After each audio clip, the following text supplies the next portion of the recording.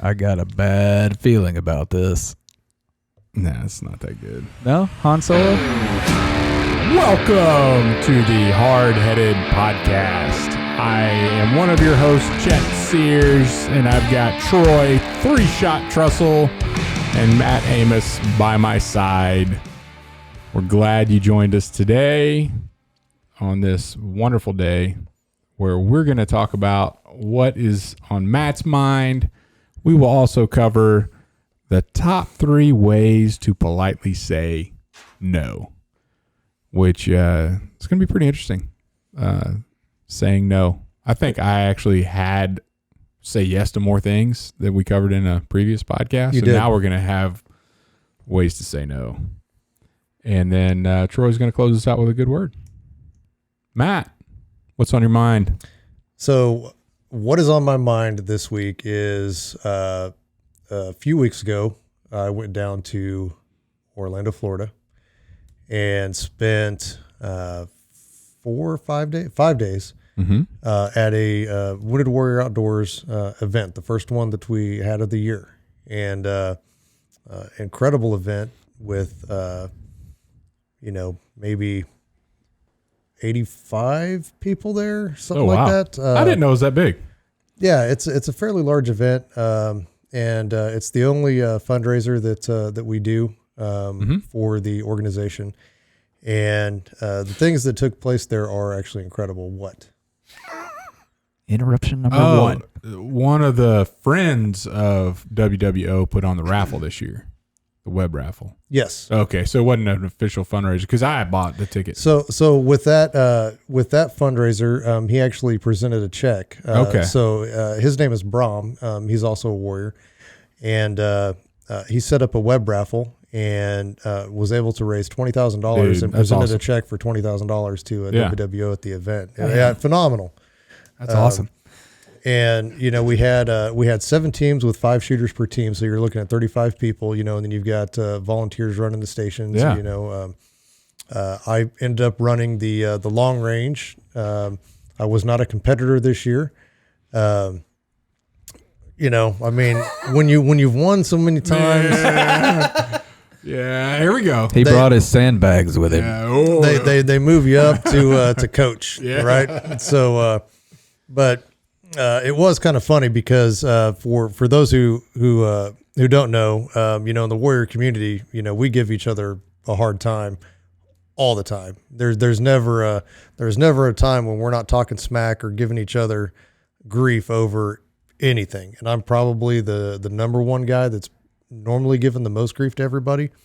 But as a coach this year, instead of a competitor, I wasn't able to do that as much. So I tried to do as much pre-gaming as I possibly could. No trash talking while you're coaching somebody through something. But Right. But beforehand, I was laying it on pretty thick. And so I was a competitor last year, and we had a guy named Joel. Joel's an Army vet that was, I believe it was a rocket attack, and he was he's burnt over 60% of his body. I think it may be even more.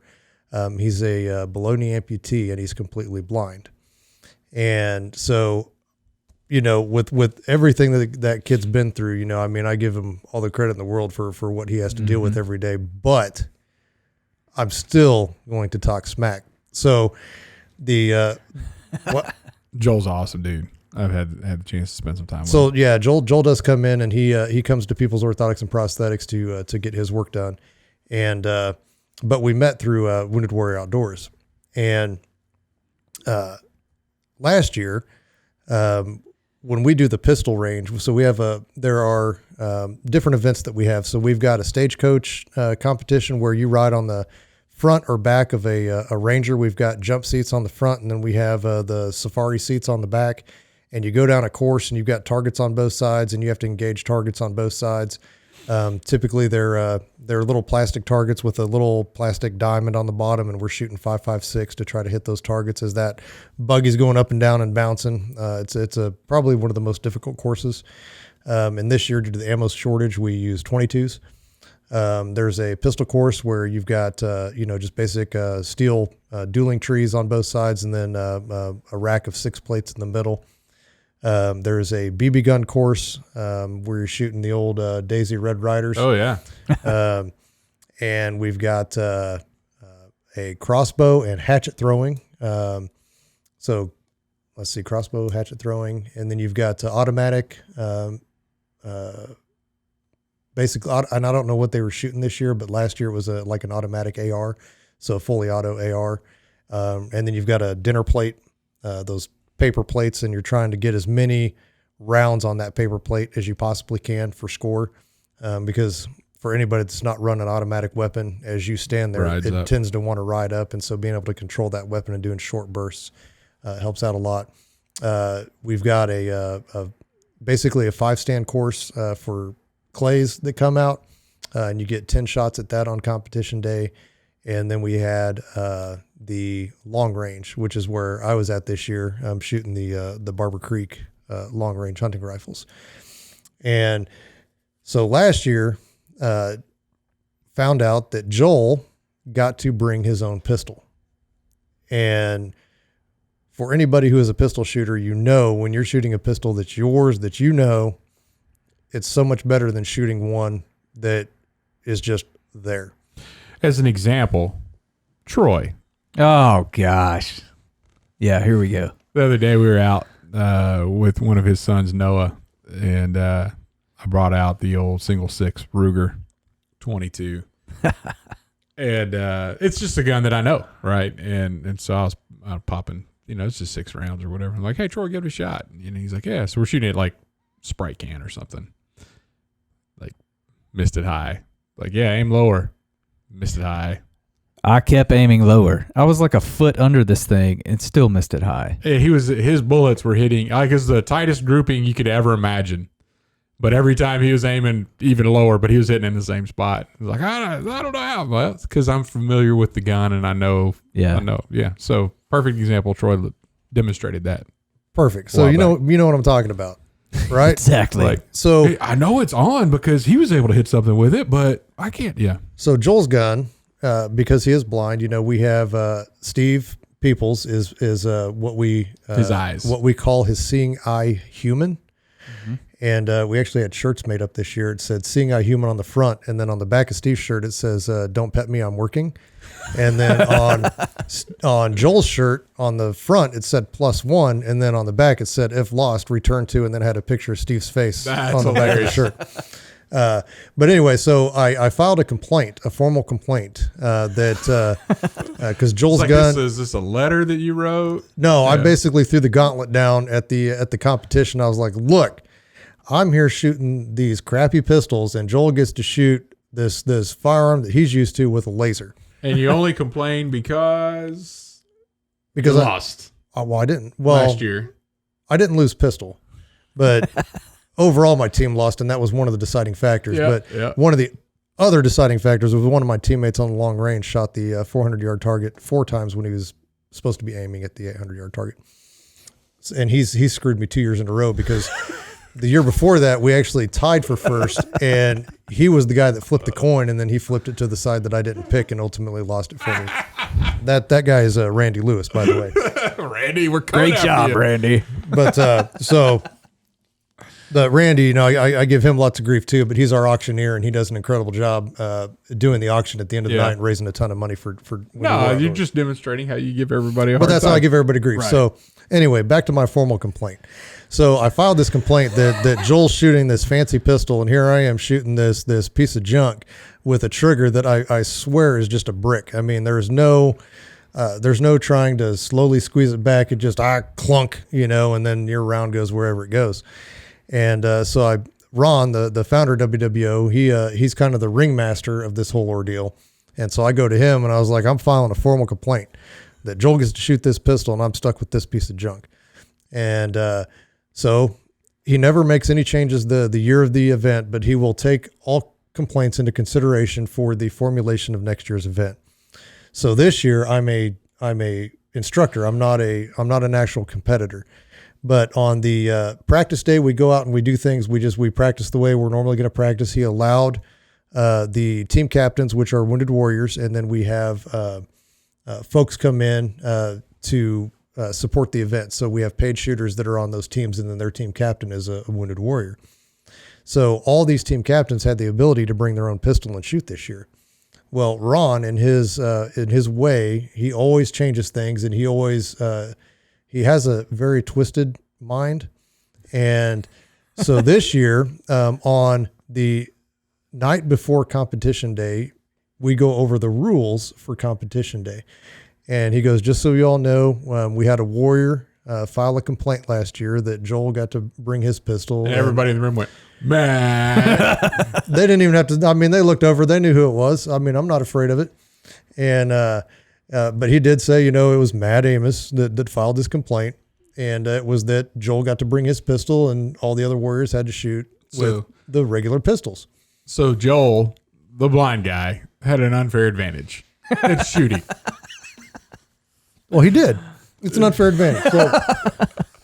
So just so you know, in the pistol station, it always comes back to the pistol station because I'm very proficient with the pistol. And the first year that we did this, I filed another complaint that was from a buddy of mine, JD. Now, JD's got one arm, so he's only got his left hand. And when we were shooting the bonus targets, we had to shoot the bonus targets with our offhand. And I filed a complaint that, JD only has an offhand. And so technically that's his dominant hand. And that is a problem. And that he had an unfair advantage because he had one arm. Right. So I always throw these little things in there, and then I always end up getting screwed in the end, but I always make things harder on myself than they need to be. That's just how I roll. Yeah.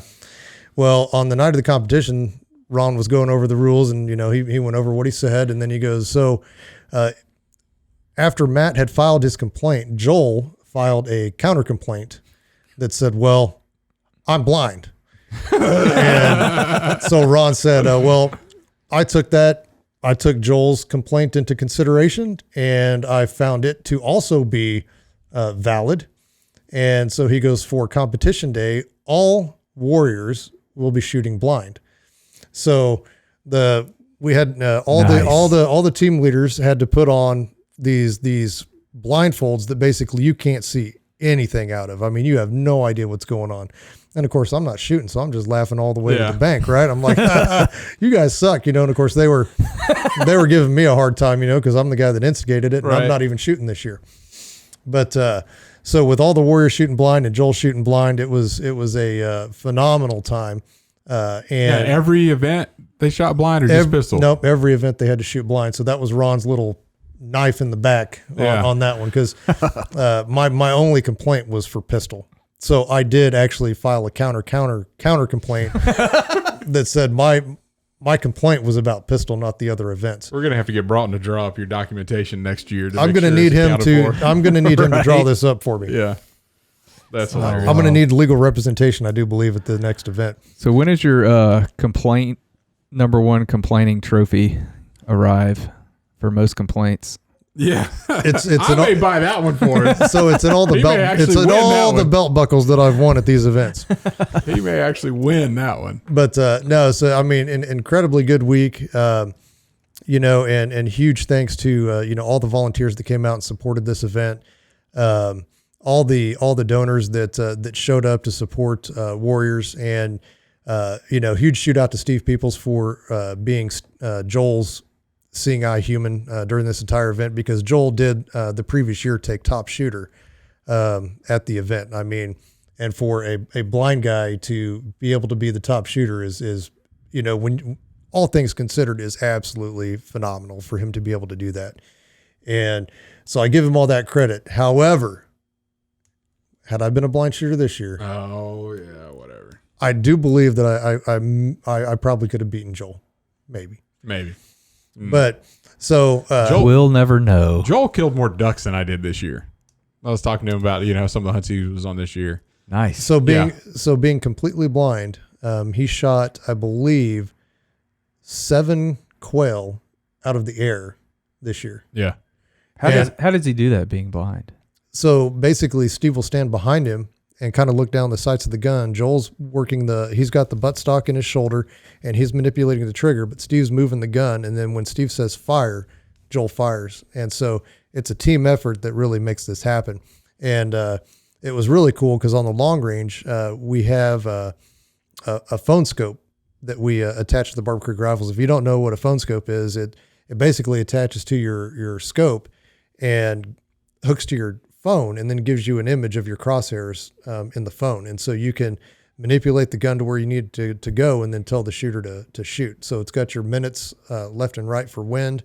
And then, of course, your elevation is on the elevation chart. So you got to have put a lot of faith in your teammate this to getting you lined up, and then you have to be your trigger pull. I mean, and really shooting, you know more about this than I do, Matt, but I mean, it all comes down to trigger pull. On It's trigger manipulation, and then with long range shooting, it's being able to call the wind. Yeah. And for what's the wind's phone number? I'll give it a call. I'm gonna give it a call. So it was extremely cool to be able to see. And now I did file, I guess we can call this a counter complaint, that Joel Seeing Eye Human had more practice than the other Seeing Eye Humans. And so I tried to get it to where Steve had to be every warrior Seeing Eye Human, but that didn't work out. So at least worn him out. At least on the long range, I was able to help some of the warriors get on target with the phone scope and get them shooting. And it really does. The people that could manipulate that trigger the best were the better shooters. But I can't talk about those Barber Creek rifles enough because they're freaking awesome. I'd like to shoot yours sometime. Super accurate. But thanks to them for coming down and supporting that event. And with, we're talking a team of 35 shooters.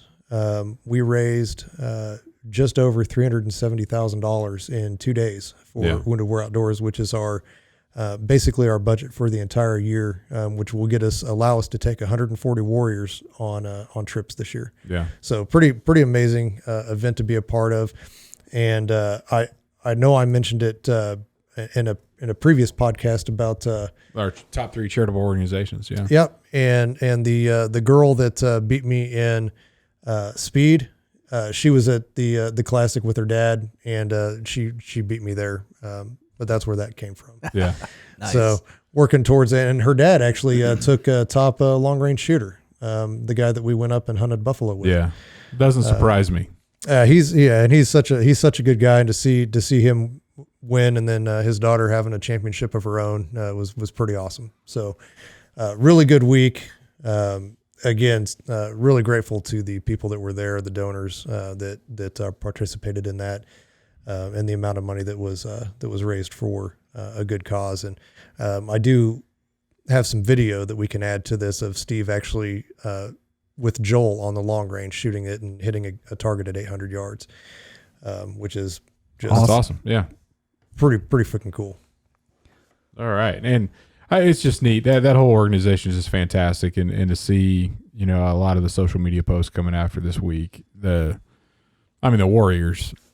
Just being around people that went through the same stuff that they did, and you guys are doing stuff that anybody, you do quail hunting and shooting, and it's just a great time to be around each other and challenge each other and bust each other's chops, and nobody's treating anybody with kid gloves. And oh yeah, well, and it was kind of funny because the quail hunt on the first day, I kind of sat back and just let because everything always turns into a service related competition. Mm-hmm. And there were 2 Army guys on my buggy and me and another Marine. And so then we turned it into a competition of Army versus Marine, right? Well, here I'm hearing stories of Joel shooting these birds out of the air were his first birds. And then the Marine that I was hunting with, his first bird was shot out of a tree because he missed so many. It was like this bird just went up and lit in the tree, and then he boom. And I was like, you can do that. Bro, you suck. Joel's blind and he's already gotten birds out of the air, man. But we ended up winning that day, and then we came back the next day and won, and then that's when I got the bird with the old Judge, the 410 pistol. But really good time, and that's what's been on my mind is just really what it comes down to is just being grateful for the great Americans out there that support the troops and support our nation's wounded veterans for the sacrifices that they've made, and then me being able to be a small part of that, helping out to provide for others what has been provided for me, and really provided the catalyst for my recovery, which ultimately led me to Steve. Yeah. So awesome. Really thankful for that organization. Top 3 ways to politely say no. I'll lead this one off, then we'll go to Troy, then we'll come back around to Matt. Get situated. That's the only time I've come in last. On your own, you've tied for last a couple times. So, top 3 ways to politely say no. First and foremost, Wait, is this number 3 or your number I'm 1? going to categorize. I'm going to give it. Hey, be clear. Number 1, the last thing that you want is in trying to be polite is for the person that you're telling no to not know that you said no. Right? You feel good about it. I let them down so easy, and that wasn't painful.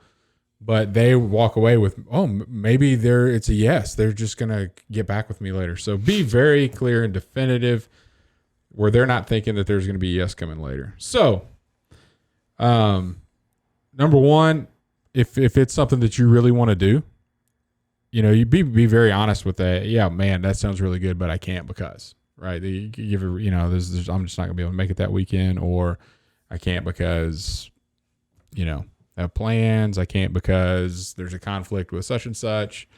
But yeah, man, thanks for asking, but I just can't do that. For whatever reason that's there, but they know, like, I am not able to do this because of this, but yeah, thank you so much. If it is something that you're not grateful for, don't be fake about it. And that's number 2. You could repeat what they requested and then just say, no, oh, you'd like to tell me about my vehicle's car warranty expiring? No, thank you. I'm not interested. So you could be clear in communicating that you know what they're asking, because a lot of times people that are pushy and trying to get you to do something, if you're like, I don't think so, or no thanks, they're like, but wait, do you understand what I'm saying? Or there's really this good. No, if you repeat what they offered and then say no, then there's no question about them being able to try to figure out that you didn't understand, and I'm going to try harder. So being clear about it is being polite. So that clarity around it, that's actually being nice and polite, even if it's an answer that they don't want to hear. And then the third one, and I had a buddy of mine, Lance Bernard, that used this all the time. When the ask was on the way. Like, hey, I've been thinking about, next weekend. And you're like, what is it? Like, getting this real excited. This is going to be awesome. Wait, did you say next weekend? Oh, man. Oh, Got this I'm thing. not going to be able to do that. Man. Oh, that sounded like so much fun. He was being totally fake the whole time. Right. Yeah, but I said don't be fake. But that one was always hilarious because the people would be like, that dude really wanted to be here for this. And he cracked me up. So in your number 3, it was against my number 1. it was against your number 1, but you went with it anyway. Yeah, I did. You know what? Yeah, tell me, man. I think you should always start with number 3 and work your way to number 1. Troy, thank you for saying that I should start on my number 3 and work my way to number 1, but I'm just not going to do that. Well, I was going to get really excited and then say, no. I was going to have you ask me to watch Star Wars with you and then give you the... Dude, Star Wars? Always wanted to see that, Man, I've never had a chance to watch that. Just don't tell me it's going to be, what day? What day did you? Oh, man. Dang it, I had got my underwater basket weaving class that day. That's why your GPA was so high. It was underwater basket weaving. All right. So I guess I'm next. You're next. 3 polite ways to say no. Yes. No. No, thank you. No, ma'am, or no, sir. No, that was my number 1. You ruined it. No, ma'am, or no, sir. Wow, you, sir, were incredibly prepared. Well, I mean, it goes back to his number. What number was that? Be clear. If you say no, no, ma'am, no, sir, or But no, how many times you just outright tell somebody no? a lot, actually. Do you really?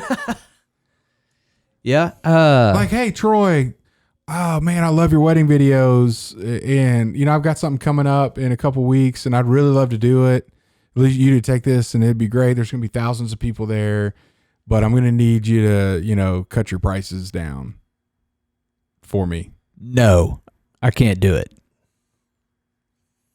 Simple as that. Yeah, you would really just say that? No, you don't do that. Troy, Yes. I've got an incredible opportunity for you to film a video for a incredible beard oil company. All right. Now, with this beard oil company, we don't have money for advertising, so I'm just going to need you. But with Spend it all on podcast sponsorships. But with the I can't advertise. But with the amount of followers that we have, I think you could really use this to build your portfolio. When's the shoot? When are you free? Never. Oh, that sounds like a lot of fun. But oh man, All days that end in Y. yep. Yeah. That's the one thing that I would imagine that probably.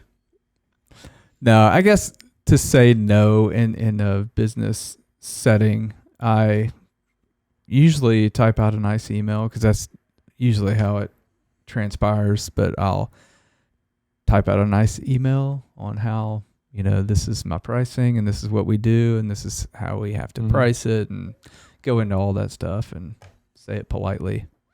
And I normally don't say no. I just say, not going to do it for that price, but if you still want to do it, we'll do it at this price. Yeah. Kind of thing. So that's not really saying no. It's saying raise your standards and we'll come do the work for you. Yeah.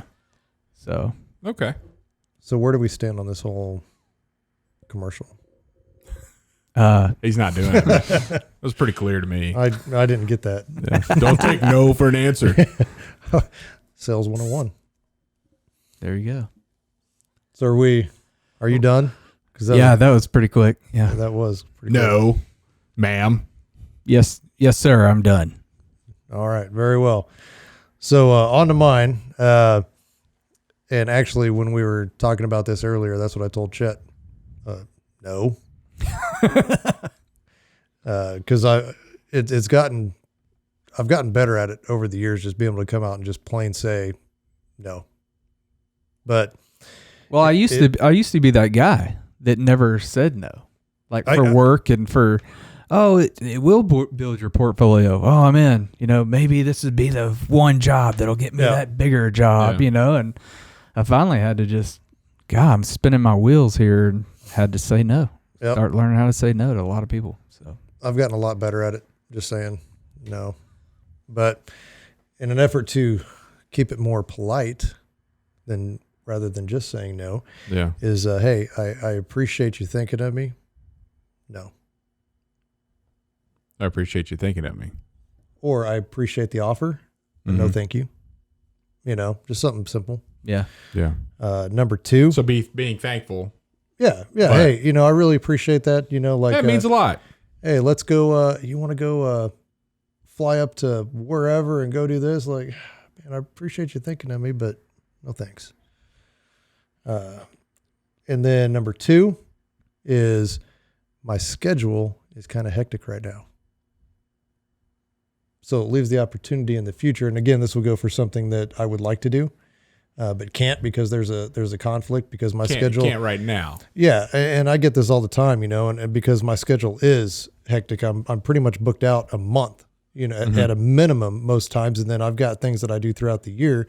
Somebody says, well, I thought you told me, you needed a month notice. And I was like, yeah, but I just, that doesn't mean everything's free after a month. Yeah. Right. Like I just, like I get the schedule for WWO, whenever, when season's open or Kentucky changes their dates for turkey season.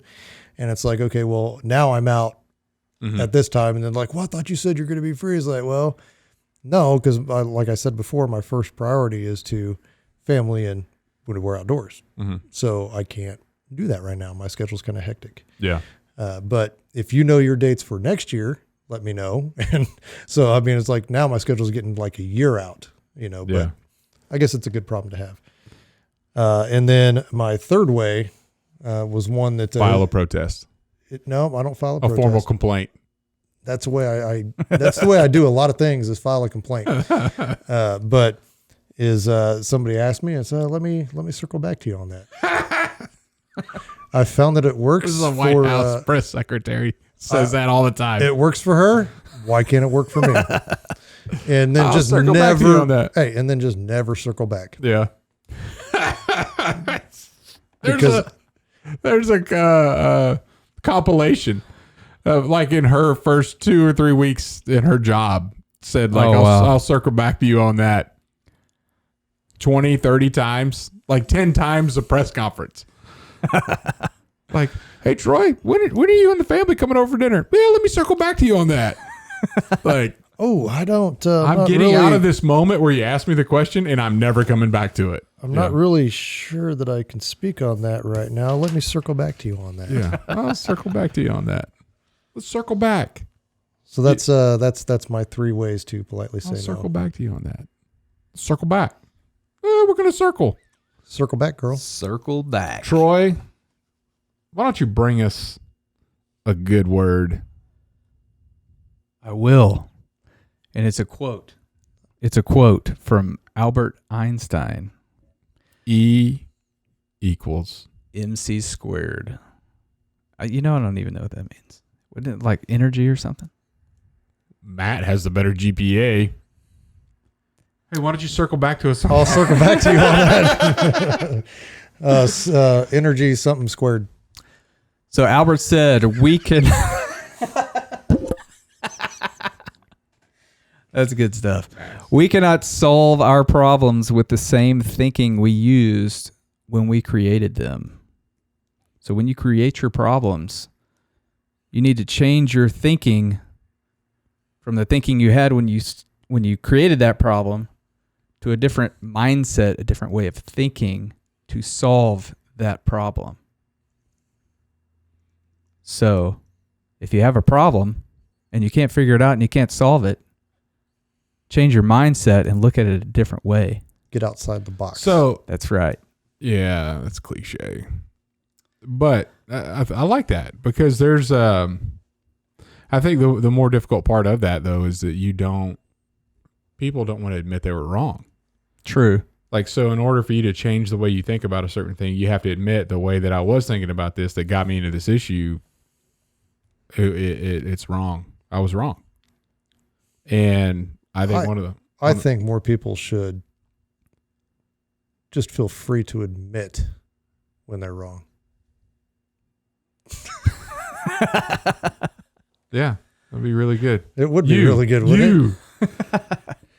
I don't know when I've been wrong, but Other people should admit. other people should. Well, a lot of times changing your way of thinking helps, setting up, having good people around you to help you and tell you. We had a conversation with a patient today that was kind of eye-opening for me, and very much like that. Like, I continue to do this even though I know it wasn't good for me. Like I knew this was not good for me, and I knew if I kept going down this path, bad things are going to happen to me physically. But I still did it, and it's human nature. Like, and that was insightful, and it's kind of a very open statement to make. But I think it's really hard for us to say, yeah, because I made all these decisions, I'm in this predicament. I was wrong. I have to make different decisions. So many times we continue to make those same decisions, hoping that we're going to get a different result. That Einstein guy is pretty smart. Pretty smart guy. That's the definition of insanity. Keep doing the same thing, expecting a different result. Yep. Yeah, and that's kind of the same thing he's saying there. You cannot think the same way and solve the problem. Yeah, well, and I think a lot of people go down that road because they're like, I've invested so much time in this path of being wrong that I'm going to continue to do it until I'm right. Or, I agree, or I did all this right and it was somebody else's fault why it turned out wrong for me. So I'm not changing anything. Everybody else is going to have to change for this to be right for me. Yep. And not accepting the world as it is. And, accepting your failures and the fact that if you want something to change, it's probably going to have to be you. not somebody else. It's very difficult to change somebody else, but you can always change yourself, Right. Yeah. which is a little easier. It's Little not bit. always easy, but it's easier than trying to change somebody else. Yeah. Man, that's deep. Deep That was thoughts. pretty smart. Not by Jack Handy, but by Albert Einstein. You know what he's talking about. Deep Thoughts by Jack Handy. I do Saturday Night Live. There you go. Yeah, Yeah. good job. I Good job. canceled them too. They canceled us. Oh, they did. Yeah. I canceled them after the early 90s, probably. That's another way to say no. Turn it off. Oh, yeah. Shut her down. See you later. All right. Well, Circle back. we're going to have to circle back to closing this podcast episode out as soon as we get some music. Thank you for joining us on this week's episode of Hardheaded. We really appreciate your interactions. If there's a better way to say no, let us know in the comments section. If you're listening to us on Apple Podcasts, please leave us a rating. That helps us a lot. Like, Subscribe. Rumble, subscribe. We really appreciate you. Thanks for listening. Join the conversation. Thank you for thinking of me. N-O. No. Yes.